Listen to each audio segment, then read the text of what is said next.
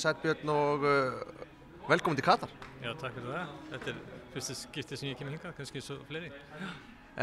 Þitt hlutverk hjá landsliðinu? Það bara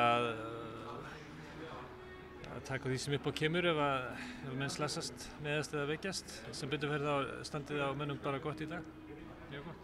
Já, mjög gott segir á öllum eins og staðan núna og kannski minna álag á þér kannski heldur en Ella sjúkraþjálfara? Já, Elli fær alltaf að sinna viðhaldi en það er ekkert svona einhver meiri háttar tilfinningar eða neitt sem við þurfum að sinna eins og það er líka mjög gott.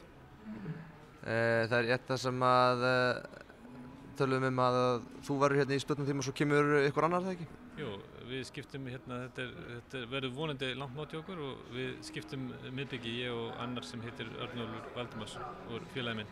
Og þið eru bakklunarlagnir? Jú, báðir tveir. Þakka fyrir Björn og gangið vel.